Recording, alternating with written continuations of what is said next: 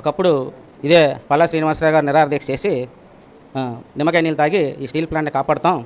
చంద్రబాబు నాయుడు గారు, లోకేష్ గారు కానివ్వండి, పవన్ కళ్యాణ్ గారు చెప్పారు, ఒక్క ఎంపీ ఉంటే పార్లమెంట్ దద్దరలించేస్తానని చెప్పాడు. 3 ఎంపీలు ఉన్నాయి. ఏం చేయగలిగాడు? 21 మంది ఎమ్మెల్యేలు ఉన్నారు. విశాఖపట్నంలో 4 ఎమ్మెల్యేలు ఉన్నారు. ఏం మాట్లాడుతున్నారు అసలు? వాళ్ళ ప్రయోజనాల కోసం, వాళ్ళ డబ్బుల కోసం, వాళ్ళ భూముల కోసం మాట్లాడుతున్నారు. కానీ స్టీల్ ప్లాంట్ 1,00,000 మందికి ఉపాధి కల్పిస్తుంది. విశాఖపట్నం డెవలప్మెంట్ అయిందైనా, గాజువాక డెవలప్మెంట్ అయిందైనా స్టీల్ ప్లాంట్ ఉండడం వల్ల అయింది. ఈరోజు అదే స్టీల్ ప్లాంట్ ముక్కలు చేసేసి అమ్మేసి ఒక పక్కనండి అమ్మలేదని చెప్తున్నారు.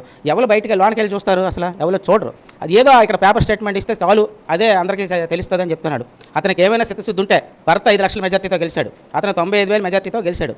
ఎందుకు గెలిచారు? ప్రజల్ని నమ్మించారు. ఇక మీ స్టీల్ ప్లాంట్ని కాపాడుతాం, మాది బాధ్యత, మీరు మా కోట్లు వేయండి, మమ్మల్ని నమ్మండి అంటే ప్రజలందరూ నమ్మారు. ఆ నమ్మినందుకు ఈరోజు గొంతు కోసి పిసికేసి పడేస్తున్నారు కార్మికులు కానీ, కాంట్రాక్ట్ కార్మికులు అందరినీ. కబడ్దాలనేది హెచ్చరిక చేస్తూ సిపిఎం పార్టీ ఈరోజు ఏరియాలో ప్రచారం కరపత్రాలు వేసి చెప్తాం, ఖచ్చితంగా మీ సంగతి తెలుస్తాం అనేసి హెచ్చరిక చేయదలుచుకున్నాం.